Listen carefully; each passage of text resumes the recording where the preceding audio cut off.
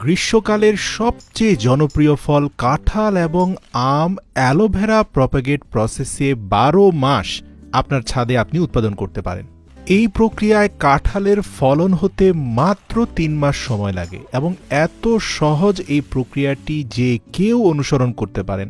শুরুতেই উপযুক্ত এক টুকরো বাকল আপনার পছন্দের কাঁঠাল গাছ থেকে ভিডিওতে দেখানো প্রসেসে একটা ধারালো ব্লেডের সাহায্যে চারপাশ থেকে কেটে আলাদা করে নিতে হবে।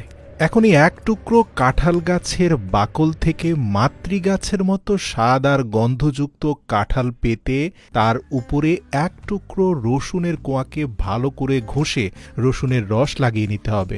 জার্মিনেশন প্রক্রিয়াকে শক্তিশালী করতে এই এক টুকরো কাঁঠাল গাছের বাকলের সাইজে আরেক টুকরো অ্যালোভেরা নিতে হবে, যার উপরিভাগের স্কিনটাকে ফেলে দিয়ে ভিডিওতে দেখানো প্রসেসে মাতৃগাছের বাকলটাকে পারফেক্টলি প্লেস করতে হবে। ব্যাস, এরপর একটা প্লাস্টিকের কন্টেনারের নিম্নাংশ ছিদ্র করে তার মধ্যে কিছুটা ছাই রেখে তার উপরে অ্যালোভেরার টুকরোটাকে প্লেস করে তার উপরে আরও বেশি পরিমাণে ছাই রেখে খুব ভালোভাবে পানি স্প্রে করতে হবে এবং ৫ দিনের জন্য পলিথিন দিয়ে খুব শক্তপোক্তভাবে বেঁধে দিতে হবে। আপনার বেঁধে দেওয়া পলিথিনে কোনো ছিদ্র যদি না থাকে ৫ দিনের মধ্যে পারফেক্ট প্রপাগেশন হয়ে যাবে। মাথায় রাখতে হবে ৫ দিন পরে পলিথিন খুলে আর দ্বিতীয়বার পলিথিন বাঁধা যাবে না। এরপরে শুধু প্রতিদিন একবার করে আপনাকে পানি দিতে হবে টানা ১৪ দিন পর্যন্ত। ১৪ দিন পরে প্রপার প্রপাগেশনের মাধ্যমে আপনি দেখতে পারবেন সেই বাকল থেকে মাতৃগাছের মতো গুণাগুণ নিয়ে বেশ কিছু কাঁঠালের মুচি বের হয়ে গিয়েছে।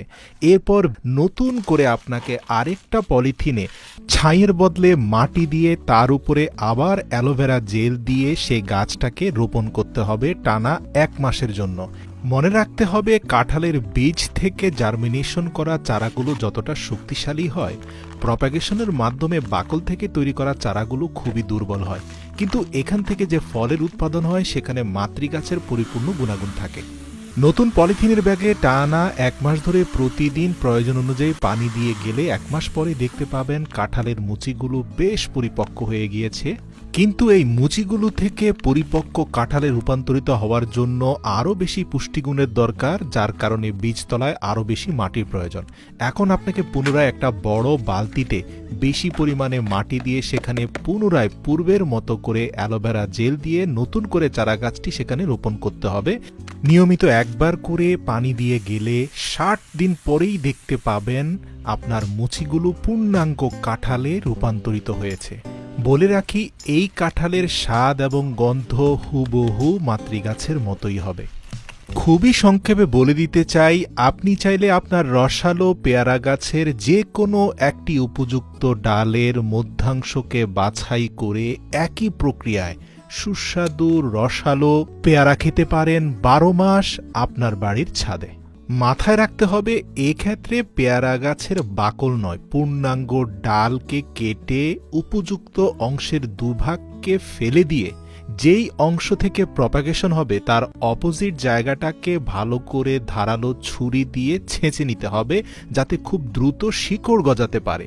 এরপর একই প্রক্রিয়ায় একটা টিস্যু পেপারের মধ্যে পর্যাপ্ত অ্যালোভেরা ন্যাচারাল জেল লাগিয়ে সেখানে প্রপাগেশনের জন্য কাটিং করা পেয়ারা ডালটাকে মুড়ে একটা প্লাস্টিক কন্টেনারের নিচে কোকোপিট রেখে তার মধ্যে টিস্যু পেপারটাকে রেখে তার উপরে পর্যাপ্ত কোকোপিট দিয়ে ভালো করে পানি স্প্রে করতে হবে। মনে রাখতে হবে, কাঁঠাল এবং পেয়ারার ক্ষেত্রে পার্থক্য হচ্ছে কাঁঠালের বীজতলায় আপনি ছাই দিয়েছিলেন, এখানে ছাই দিলে কাজ হবে না, এখানে আপনাকে কোকোপিট বা নারকেলের খোসার চূর্ণ দিতে হবে।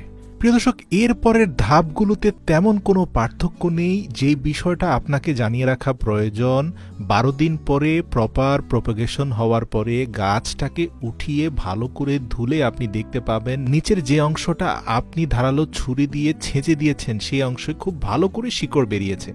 এরপর আগের মতোই প্রসেস, পলিথিন কন্টেইনারে মাটির মধ্যে অ্যালোভেরা জেল দিয়ে সেখানে নতুন চারা গাছটি রোপণ করবেন। ৪০ দিন টানা পানি দিলে আপনি দেখতে পাবেন পেয়ারা গাছটা বেশ বড় হয়ে গিয়েছে।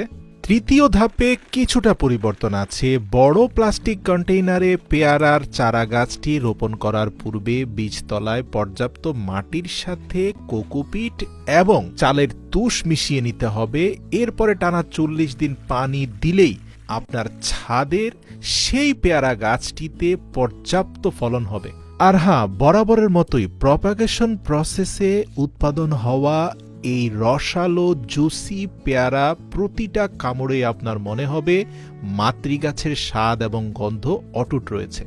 প্রিয় দর্শক, হুবহু একই প্রসেসে আপনি চাইলে আমেরও প্রপাগেশন করতে পারেন। ভিডিও লম্বা হয়ে যাবে বিধায় এখানে আমি তা বিস্তারিত বলছি না, শুধুমাত্র দেখাচ্ছি আমের প্রপাগেশনের মাধ্যমেও সরাসরি আপনি মাত্র ৩ মাসেই আপনার বাড়ির ছাদে আমের ফলন পেতে পারেন। কোনো পার্থক্য নেই, পেয়ারার প্রপাগেশন প্রসেস এবং আমের প্রপাগেশন প্রসেস হুবহু একই। টেকনিকগুলো উপকারী মনে হলে বিনীত অনুরোধ করছি আপনার প্রিয়জনদের সাথে ভিডিওটি শেয়ার করবেন অথবা তাদের ট্যাগ করে দিবেন।